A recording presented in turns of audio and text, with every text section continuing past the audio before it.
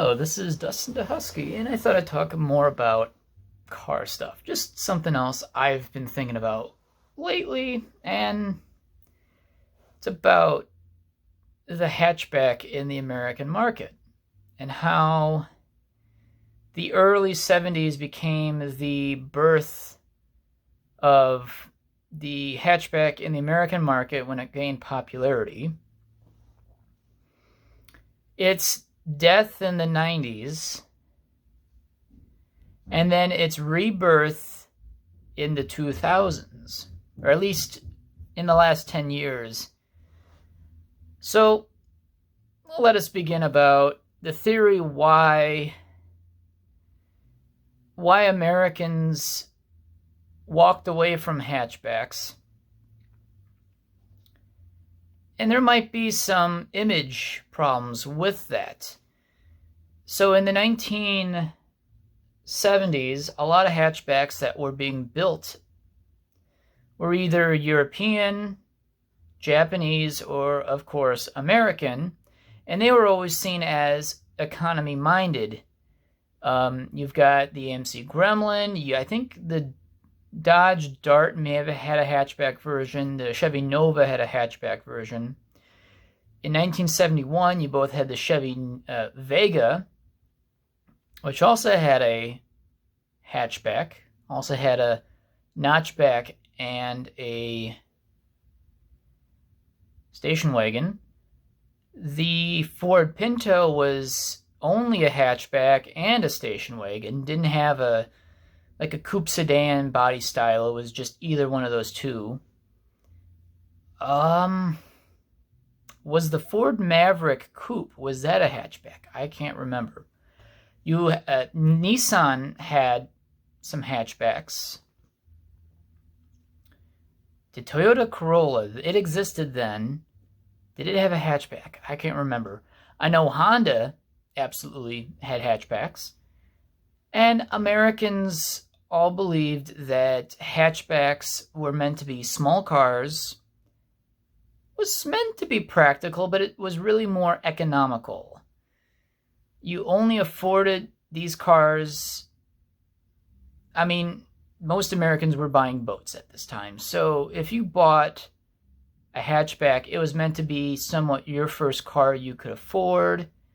Or if you were economically stunted, in the working class where you couldn't afford anything else but a hatchback, the idea of having a hatchback was kind of a visual aid to other motorists that you are struggling, or whatever negative reason that these hatchbacks earlier on were,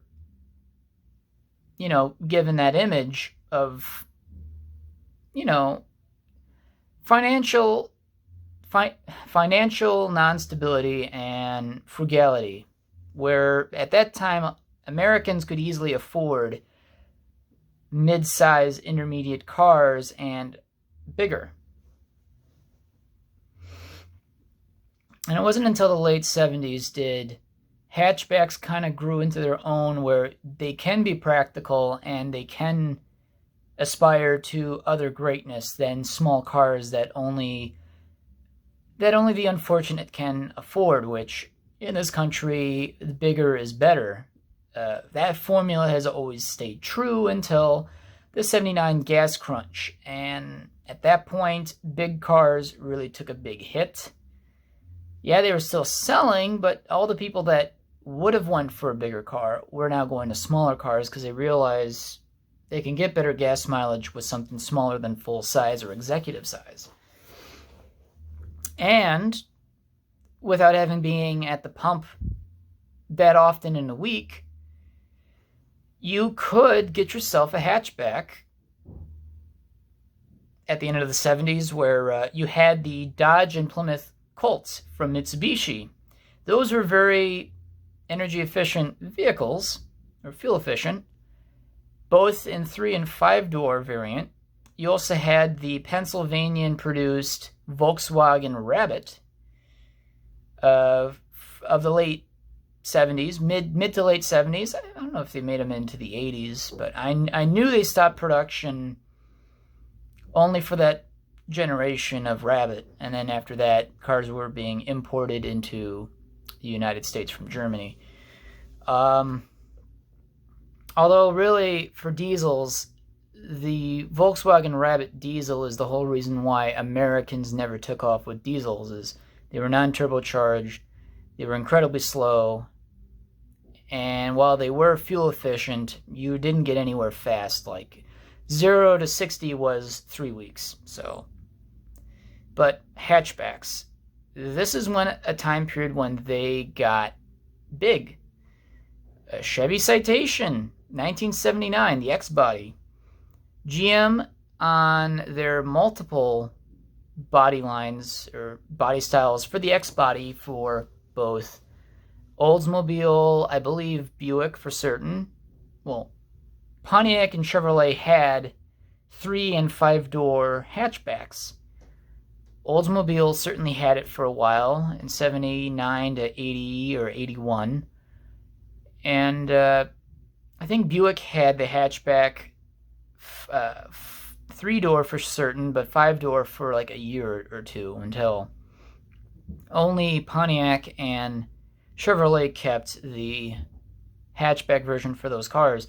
But those were mid-sized cars, and you could literally option them out into, not to say that they're adequate cars, because it fit the American bill of rolling success, even if they were absolute rolling junk. It warmed up Americans at a time when hatchbacks weren't that popular. They were only popular among people who couldn't afford a bigger car or needed something fuel efficient or practical, and maybe who were looking for a smaller car anyway or living in the city. That's when in the early 80s hatchbacks exploded into view. You had the, of course, well, late 70s you had Ford Fiesta, first gen, imported from Germany. That was a 3-door car. It was meant to be as a small city econo-box, but it was sold pretty well. The Ford Escort of 1981 came in 3- and 5-door hatch configurations. Cavalier had a 3-door hatchback. Oddly enough, they never came out with a 5-door, which I thought would be a good seller along with the 4-door, but they never did. Odd enough that GM always stuck. Besides the Chevy Sprint 5-door, the Chevy Nova 5-door, and the Citation 5-door, and the Chevette 5-door were the only ones that actually had 5-door hatchback. Why the Cavalier didn't have a 5-door hatchback is beyond anyone's guess. Just an oddity that these other cars existed at the same time and yet didn't actually offer one. It's just a bit strange. Even the Spectrum was only 3-door.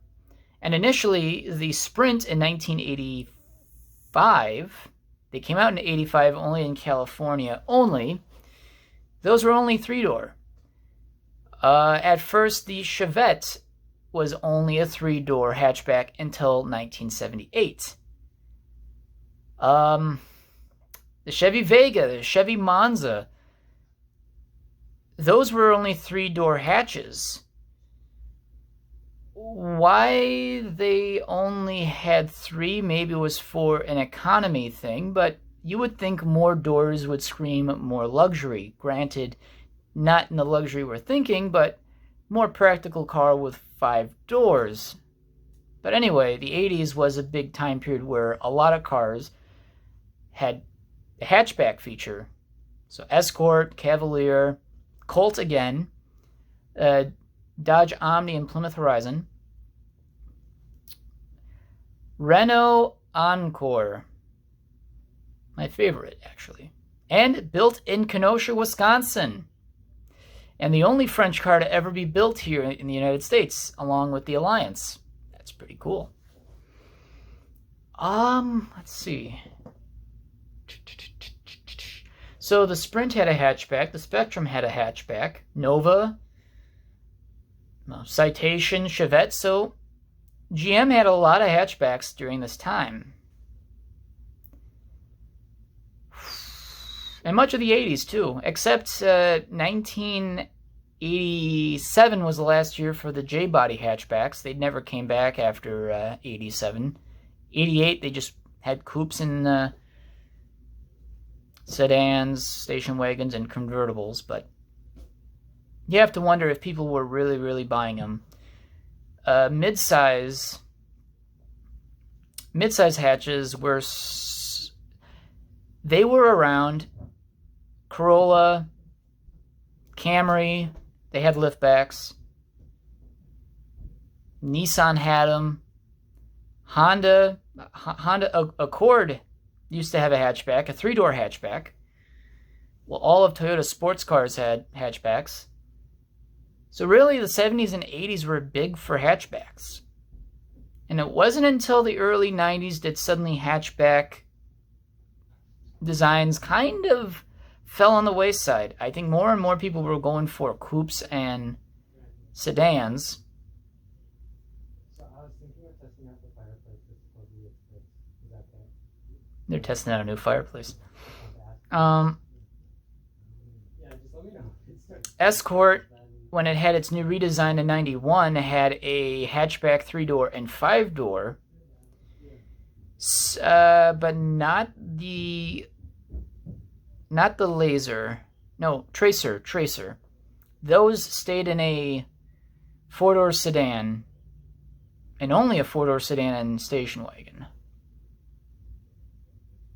Really, by the mid-90s, the only ones really producing a hatchback were all 3-door, if anything. And they were mostly small, subcompact size, like the Geo and Chevy Metro, Mazda 323,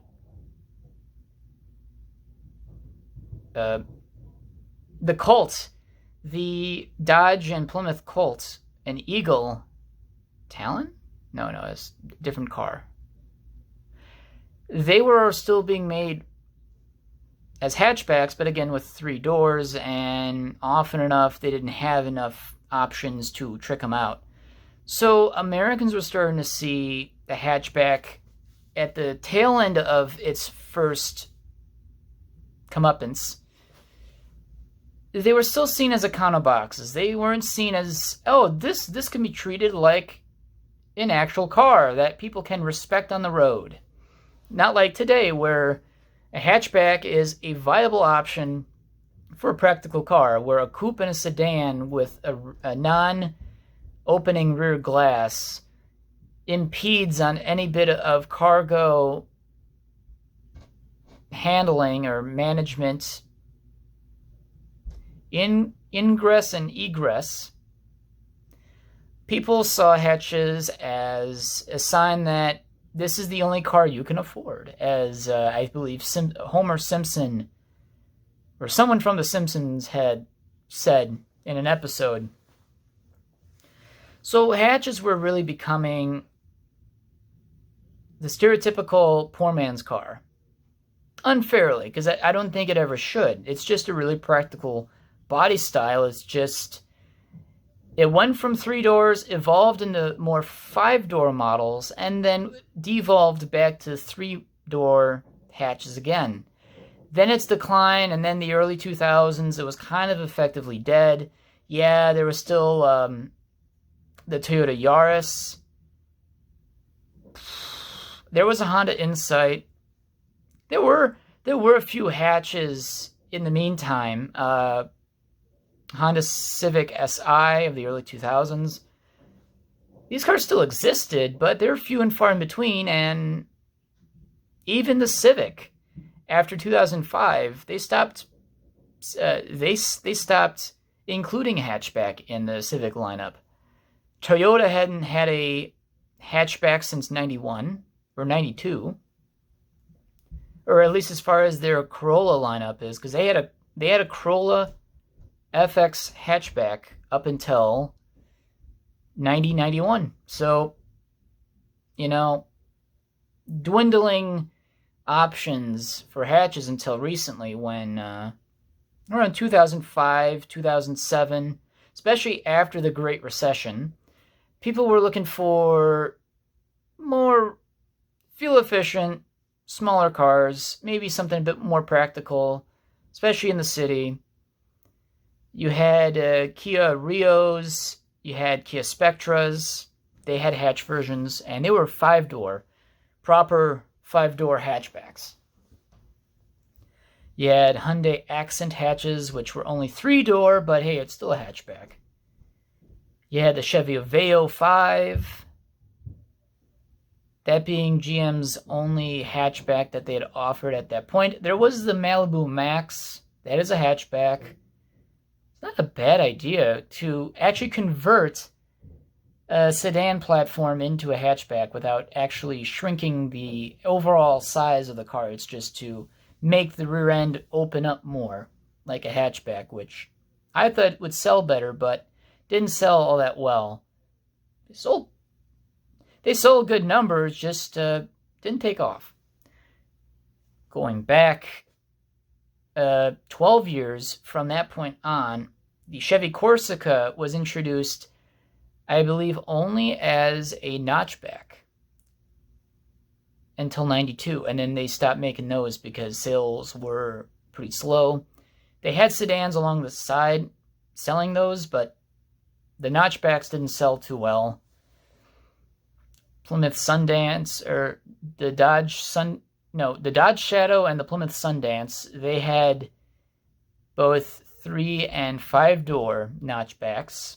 I thought those were pretty practical, but again, they didn't sell many of those. They sold well, but I don't think people really took advantage of the idea that you had a rear opening glass. Again, it's all a econo-box nature that people shunned to have in their driveways because it screamed poverty, which, again, Americans just love luxury, which I don't understand why. It's just people eat luxury like it's going out of style. So anything that wasn't luxury was looked down upon in this country. Now,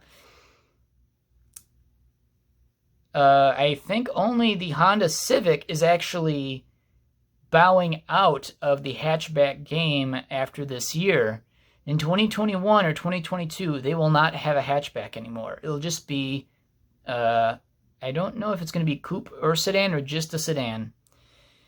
However, a big newcomer in the hatchback game is the Toyota Corolla liftback. I was excited to hear that Toyota Corolla was coming back as a hatchback in form again, which, you know what, was sorely needed. They should have never discontinued it, but eventually they did. The Chevy Cruze hatchback, which they should have started right at the very beginning. They only introduced that the last 2-3 years of Cruze production until they shut it down permanently in 2019. March of 2019, so that was the last of those cars, but they sold. They're pretty popular. I think they sold a lot more hatchbacks. They should have offered a hatchback variant a lot sooner. Chevy Sonic, Chevy Spark are hatches. You see them around. Believe it or not, the Kia Forte 5 and the Hyundai Elantra GT are incredibly popular hatchbacks. I see more of those cars than I do see anything else, which is impressive. I do smell something burning. Interesting. So, hatchback is having a renaissance right now. And that's kind of a good thing because people are going to CUVs, SUVs. They all have upward lifting back hatches. An SUV is literally an over-chunked hatchback. It's literally just a hatchback that's fat. And that's got very little... It's got very little performance appeal besides going in a straight line. I don't like SUVs because they're louses on wheels. I would rather see more minivans, and minivans are also kind of like hatchbacks. So I'm glad to see hatchbacks came back. And I don't think Americans should discount them. They're pretty practical. In fact, I think hatchbacks would overtake sedan production, and I would hope this would happen, in about a couple years to about 5 or 6. Because more and more people are buying SUVs, and of course, they got a hatchback. You know what? Why not build a car that mimics an SUV and a CUV? Sedans are still going to be bought by traditionalists. Coupes are kind of dying in the wayside, that few and fewer being bought, few and fewer being ordered. A station wagon is just not a hatchback, but it does have a rear opening hatch, or really tailgate. I guess you can call it a tailgate too. Yeah. So there was the birth of the American market hatchback in the very late 60s, early 70s. Its continual growth and popularity throughout the 70s into the 80s, and then its eventual sad decline and death in the 90s, to its rebirth in the last 10 years. So hatchback is here to stay, because there would be no point to bring them back. And if Toyota is thinking about bringing back a hatchback, and Corolla is thinking about discontinuing theirs, they may have a hard time to fight Toyota and their new hatchback, where, who knows,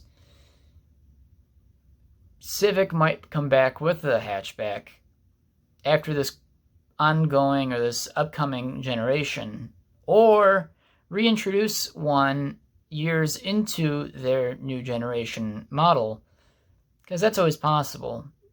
Manufacturers are quick to adapt. So are hatchbacks are hatchbacks viewed the same way as they were in the past? I don't think so. They can be well optioned out. Like my base model Forte 5 has nearly every option but alloy wheels and a backup camera. But I've got every single option that it could have. And it's a base model. And I don't think any different about it. It is pretty nice. They're not cheap basic transportation as they were in the past, but hatchbacks, they will certainly be the future, because that's what the SUV, CUV craze is all about. They're hatches in a sense. They are somewhat the future. How long will that continue? Probably next 10, 15, 20 years until fuel just kind of becomes not practical as a source of energy. So, yeah, just a thought of mine. Because hatchbacks came and then died and then came back again. I'm kind of glad, because I've always been wanting to get a hatchback. And now that I've bought one, I don't think I'm ever going to turn back to a sedan again. I'm pretty well impressed with what I can do with one. So, thanks for listening. We'll tune back again for another one of my videos about whatever the hell I want to talk about. So, I don't know. It might be more about car stuff. Who knows? So, see you guys.